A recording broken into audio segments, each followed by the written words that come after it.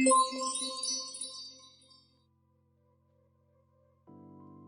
my loves, it's Lucid Simmer and welcome back to my channel. I am so excited for today's video. If you couldn't already tell by the title or the thumbnail, I have created my very own legacy challenge for The Sims. Even just saying that out loud brings a big smile to my face because I've been wanting to do this for so long, you guys. I decided to name my legacy challenge the Lucid Legacy Challenge, which, just as a side note, alliteration definitely comes up a lot throughout each of the generations. So this challenge is a 10-generation challenge. So every generation for this challenge has its own little title that I came up with, as well as a description of their life and goals for them to accomplish. A couple things I do want to mention before we get into it. This is by no means a strict challenge. My intentions for making this legacy challenge was really just to inspire people, get people creative, and just to have fun in your game, whatever that means for you. Of course, for some people that does mean having goals and challenges to accomplish.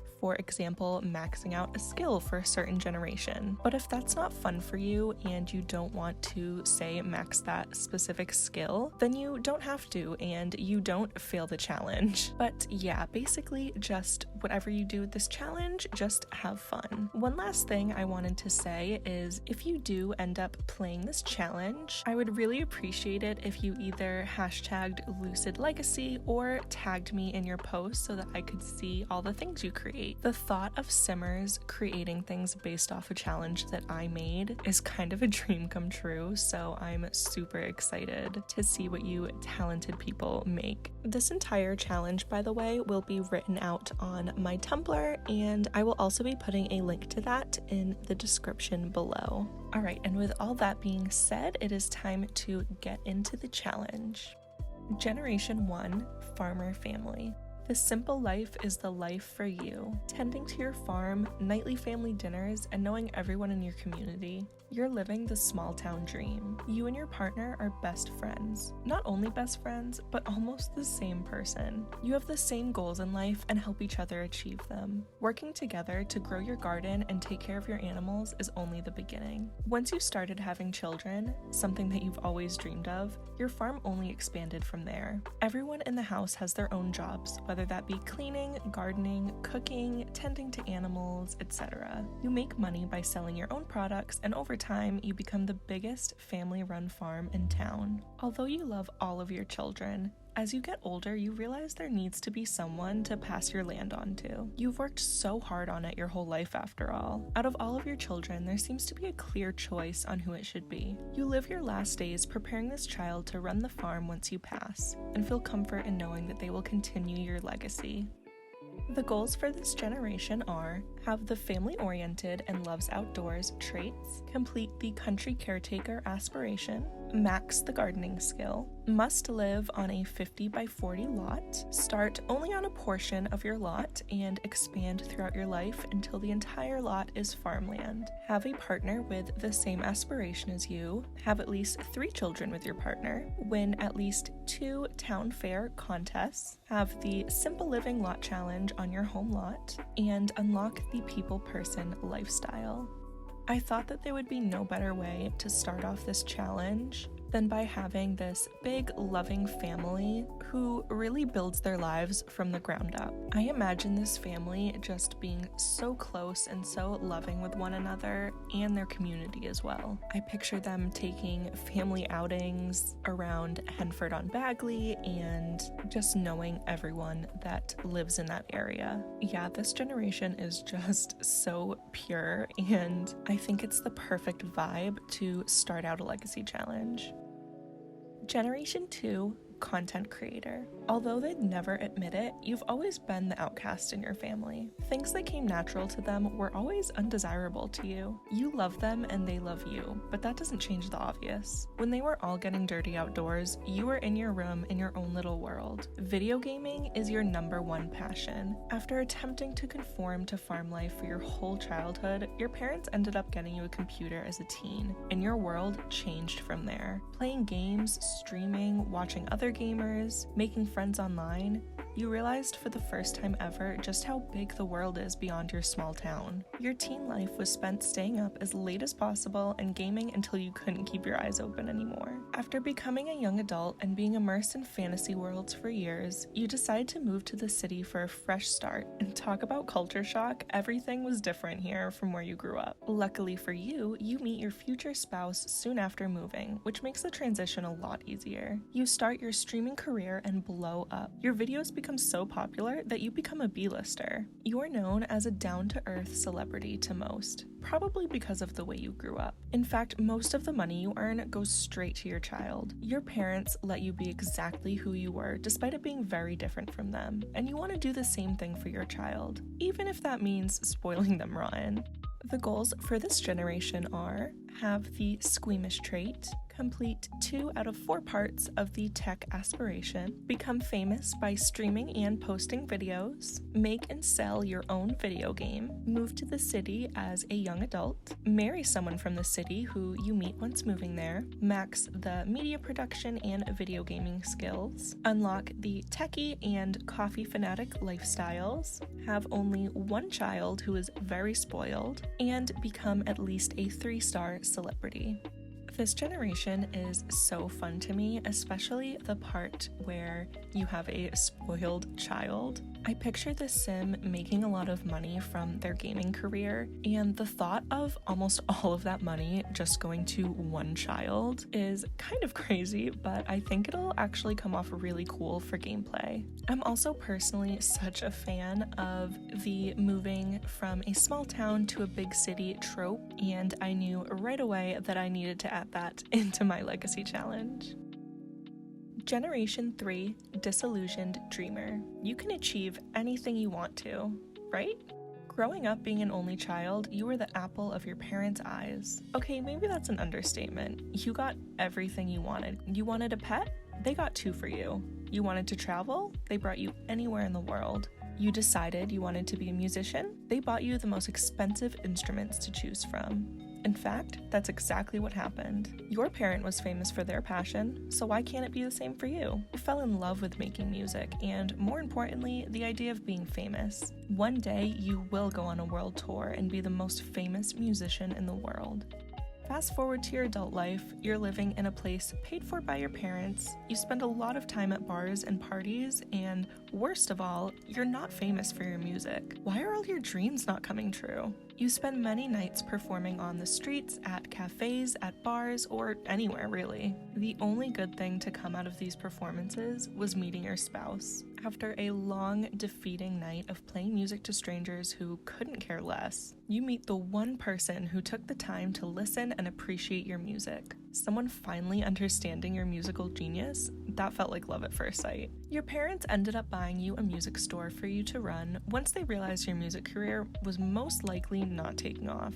Of course, they didn't say that part to you. While you loved owning your own business that was centered around music, you knew it wasn't your life calling. Even though your dreams never became reality, you never stopped hoping. You constantly told your kids, and anyone who would listen, that one day you will tour the world as a musician. You'll show them one day.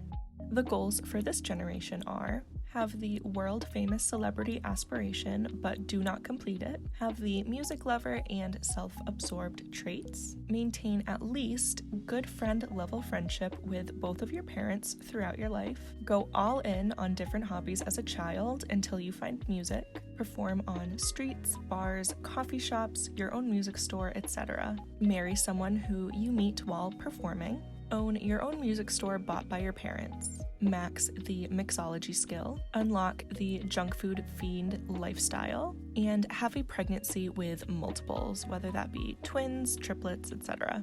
So for this generation, I really wanted to stay away from the whole achieving your dreams, you can get anything you ever want kind of thing that happens a lot in The Sims, because I feel like having that one tone throughout a 10-generation legacy like this, which of course takes a while to play through, would be kind of boring to me personally. So I really wanted to lean into the whole like washed up musician aspect, especially with this sim coming from a childhood of getting literally anything they want. Generation 4, Bohemian Backpacker. you've always been a go-with-the-flow type of person. Most of your relationship with your parent growing up was them telling you how they will travel the world one day. Of course, they were talking about their delusions of being famous, but all you heard was travel. Every once in a while hanging out at your parents' music store as a kid, you'd meet someone from a part of the world you'd never been to before. You always had a million questions and wanted to experience it for yourself. But where should you live as an adult? The answer?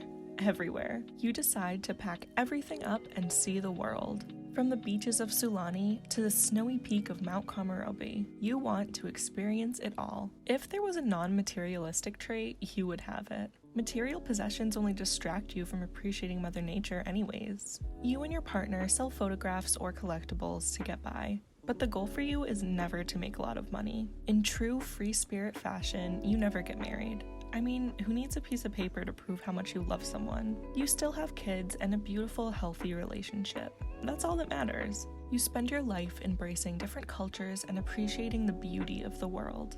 The goals for this generation are: complete either the curator or outdoor enthusiast aspiration, have the loves outdoors and cheerful traits, max the photography and herbalism skills, unlock the frequent traveler and outdoorsy lifestyles, have at least one child with your partner but never get married or engaged, live in at least 5 sim worlds in your life, never have a quote-unquote normal home, and never have a job, instead make money by selling things.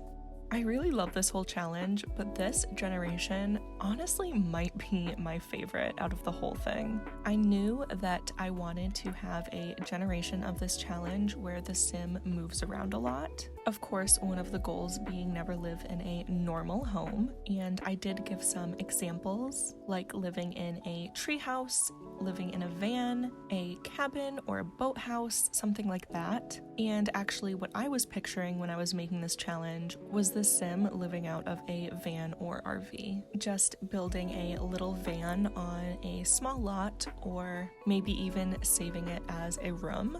And when this sim travels to different worlds, like Sulani for example, you plop down that lot somewhere in that world, so it's kind of like you drove there. And that van will be taken from world to world in The Sims. But yeah, that's just how I pictured it. I mean, you can play this however you want to. I am really excited to see what you guys come up with for this generation.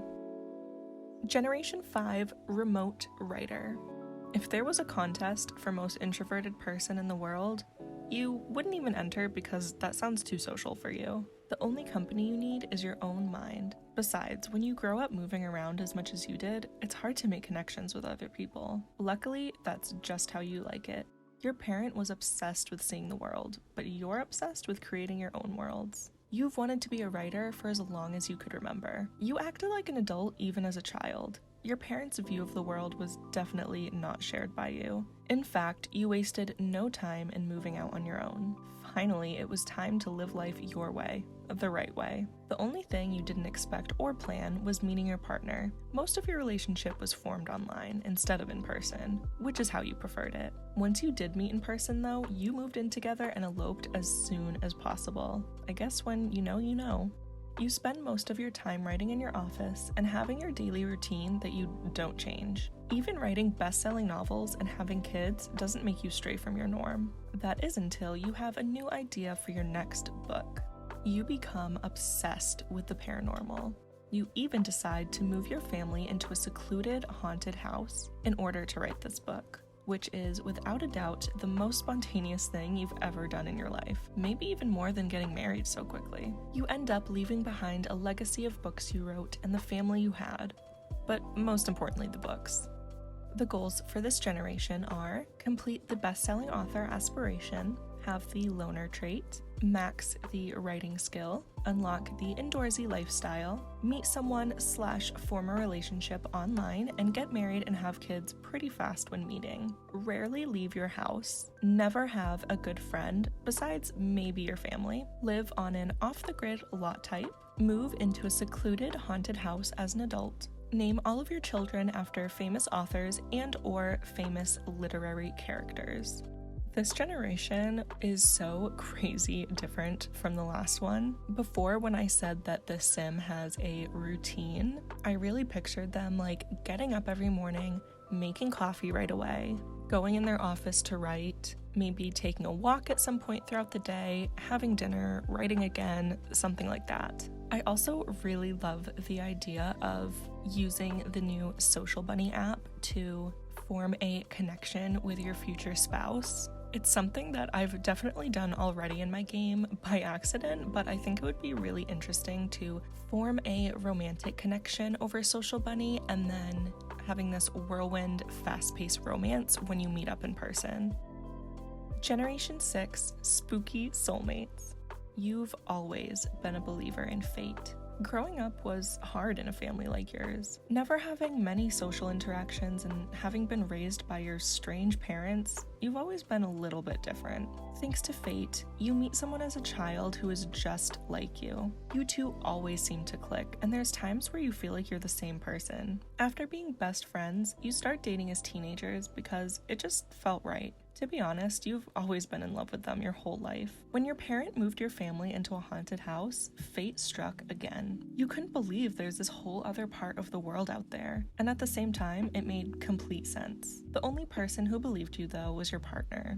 Being the only person to confide in about this made your bond that much stronger, if that was even possible. After the initial shock of learning about the paranormal, you realized there's a reason it came into your life. You're a medium. No wonder why you've always felt so different. Your whole life now just made sense, and you can see how you've been pulled into this destiny. You even hone your skills enough to eventually become a paranormal investigator. Once you and your partner get married, you buy a house of your own that is not haunted. When it comes to your career, while you're very passionate about it, you decide it's best not to bring work home with you if you can help it. As much as your job means to you, your relationship was and always will be the center of your world. You fill your home with beautiful memories and children, growing old together with your best friend and soulmate. You are endlessly thankful to the universe for bringing you two together. The goals for this generation are: complete the soulmate aspiration, have the romantic and loyal traits, meet someone as a child who becomes your best friend and then partner, max the medium skill, own a cat as an adult, become a freelance paranormal investigator, work in a part-time job until you can join this career. Once you're married, have a date night with your partner at least once a week. Have at least 4 kids. You and your partner should have a gothic aesthetic, and have a vow renewal with your spouse as an adult or elder. This is one of those generations where I can perfectly picture in my mind how I want to make the sim look. I just picture these two people in all black, tattoos, and gothic makeup, but being like the sweetest people and so in love and having this beautiful family. I thought that the contrast between the paranormal and the love themes were something that would be really interesting to play through.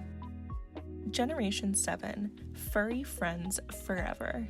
Animals are so much better than humans. Your family cat growing up was your best friend. You were always a little socially awkward, but animals never judged you. You took your pet to the vet anytime they needed it, and it was there that your animal fixation grew. Adults can spend all day with animals instead of other people.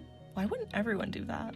You grew up seeing your parents have the most perfect relationship ever and thought that you should have the same thing. So you married your first ever partner just like they did. Only for you, it wasn't meant to be. After having kids with your spouse, you both realized you can't force the relationship anymore. You decide to get a divorce and split custody of the kids. Even when it's the right thing to do, divorce is hard, so you decide to focus on what makes you happy, your business. Your vet office ends up thriving after throwing yourself into your work. No more focusing on things that aren't meant to be. You end up never getting remarried or having another long-term relationship again. Some people, like your parents, would feel empty without a partner to share their life with, but you spend your life with your animals and children. You wouldn't have it any other way. The goals for this generation are: complete friend of the animals aspiration, have the socially awkward and either cat lover, dog lover, or animal enthusiast traits, become companions with every pet that you have at least 3 types of animals on your home lot at one time, own/run a vet office, get divorced after having children, split custody with your ex-spouse, max the veterinarian skill, drastically change your hair after your divorce, and never remarry. Something I do want to mention for this generation is I know that there's not a great way to split custody yet in The Sims. What I personally do is I just use manage worlds to move the kids back and forth between the two houses. And that's just what has worked for me in the past, but if you have a better way of doing that, then definitely go ahead and do that. Generation 8, Healing Heart. You try to spread peace everywhere you go. Watching your parents go through divorce when you were a kid really changed you. You didn't understand why they couldn't just get along, or why they got together in the first place if they ended up being so different. You hated when people fought, and that's all you saw from them growing up. You make it your mission in life to spread light and joy everywhere you go, because there's just not enough of it. You work in the self-care industry, teaching yoga, giving massages, doing nails, and overall just trying to make people feel good. You try to always practice what you preach, living a healthy lifestyle yourself. You tend to stay away from romantic relationships because of what happened with your parents. You love the idea of falling in love and spending your life with someone, but the hurt that could come from that is just not worth it to you. In a possible lapse of judgment, you have a one-night stand with your best friend. It definitely wasn't planned, but the result will be permanent because you end up having a baby together. Despite this, you decide not to start dating. You're too worried it would ruin your friendship, or worse, end in you two breaking up and making your child go through the same thing that you did. That's your biggest fear. You remain best friends as you raise your child together, always living right next to each other and being very hands-on parents. There's times where you find yourself wanting more, but your inner voice talks you out of it every time. Until, one day, your child already being a teenager at this point, your best friend confesses their love for you. You've both always felt it, but neither of you acted on it until now. And when your child was conceived, of course. The thing that you've lived your whole life thinking was your biggest fear suddenly didn't seem so bad. The unthinkable happened. Your mindset changed in an instant, and you didn't want to spend another second not being with your person. You feel a weight being lifted from you when you finally allow yourself to love. You didn't know happily ever after existed until you experienced it yourself, and you live the rest of your life being head over heels in love. The goals for this generation are: complete the self-care specialist aspiration, have the vegetarian and cheerful traits, max the wellness skill, unlock the health food nut and energetic lifestyles, make money by teaching yoga and giving massages and manicures, have a one-night stand with your best friend resulting in a child, do not start dating your baby's other parent until they are a teenager. Before getting together, always live right next door to your best friend and raise your baby together, and help your child raise their first child. If you like the slow burning love trope, then you will love this generation. Generation 9, Quirky Creations. You're a thrift store come to life. For as long as you can remember, people have always described you as quirky. You gladly accept this label. You try and make just about everything you can from scratch. Need a new pair of socks? You knit them. Want a candle from your room? You hand dip one. Your room growing up becomes a collection of various knickknacks and your own artistic creations. You start dating someone as a teen who you don't have a lot in common with. A result of teen rebellion, maybe? Well, one thing leads to another, and you end up having a baby. You tell your partner, and they don't end up being as excited as you, to say the least. They end your relationship and refuse to be in your child's life. Of course, this isn't how you wanted things to go, but they made their decision and you made yours. You're so excited to be a parent and luckily have the help of your own parents. As your baby gets a little older, you realize you need to find reliable income and live independently at some point. You always sold your creations on Plopsy, but you're too extroverted to do that forever. You decide to open a little shop where you sell your own creations as well as other vintage goods. This shop is the physical version of your personality, quirky. From old books to clothes to antiques, if you can find it or make it, you sell it. As luck would have it, you meet your future spouse at your own store. Your personalities match perfectly, and they even embrace your children as their own. And you do the same. Both being single parents is something that bonded you from the beginning. You get married and have even more kids together. Your big blended family ends up being your favorite creation you've ever made. The goals for this generation are: complete either the painter extraordinaire, master maker, or Lord/Lady of the Knits aspiration. Have the creative and maker traits. Have your first baby as a teen or very early young adult, and the other parent is not in your life. Run an antique/thrift store. Unlock the people person lifestyle. Marry as a young adult to someone who is also a single parent. Have more kids once married. Decorate your home by making and thrifting everything. You and your spouse adopt each other's children as care dependents. And max at least 3 of these skills: fabrication, handiness, painting, flower arranging, knitting, or cross-stitch. I am so excited to play through this blended family aspect of this generation. It's something that I don't think I've ever done before, and I don't know why. Generation 10, Occult Obsessed.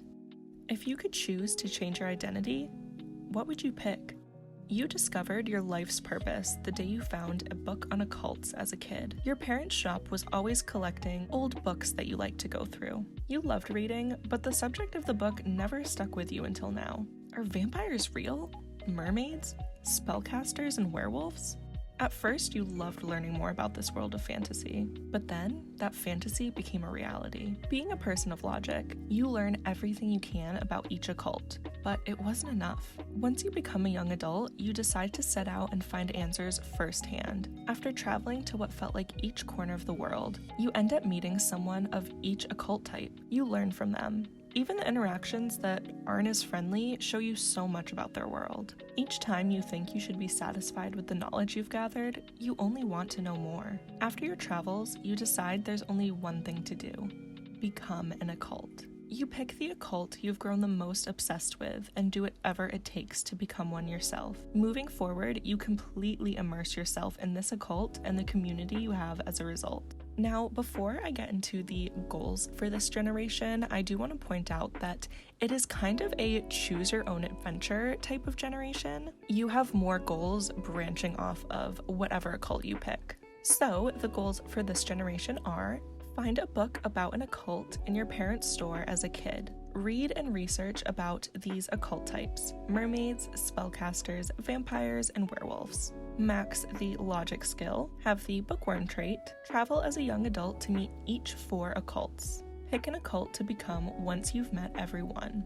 The goals for vampires are: become a vampire, have at least 3 vampire friends, reach rank 5, complete either the Vampire Family, Master Vampire, or Good Vampire aspiration. The goals for spellcaster are: become a spellcaster, have at least 3 spellcaster friends, complete the Purveyor of Potions or Spellcraft and Sorcery aspirations, reach rank 6. The goals for mermaid are: become a mermaid, have at least 3 mermaid friends, live on the water, become friends with a dolphin, use the siren call and or siren lullaby. And last but not least, the goals for werewolf are: become a werewolf, have at least 3 werewolf friends, complete either the Lone Wolf, Emissary of the Collective, or Wildfang Renegade aspiration, and reach rank 5. I really love ending off this generation challenge with this choose your own adventure type of gameplay. Also, I do know that there are other occults in The Sims, although for gameplay reasons and for this specific generation, I decided to only choose between vampire, spellcaster, mermaid, and werewolf. Alright, with all that being said, I do want to give a special shout out and thank you to the Sim Alley and Miss Luxito, both on Twitter. They each reached out to help me with this challenge. They both spent a long time reading it through and giving me their feedback, and I really appreciate it so much, so big thank you to them.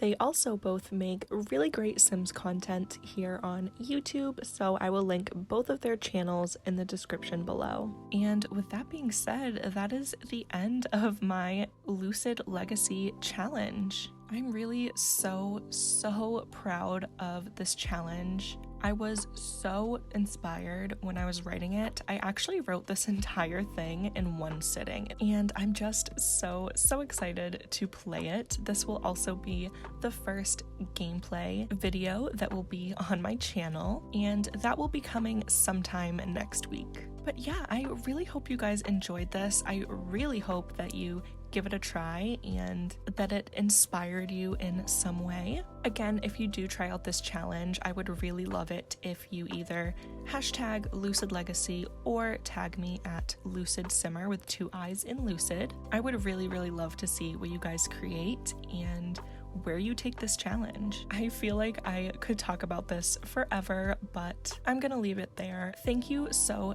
much for watching. I hope you enjoyed, and I will see you in the next one.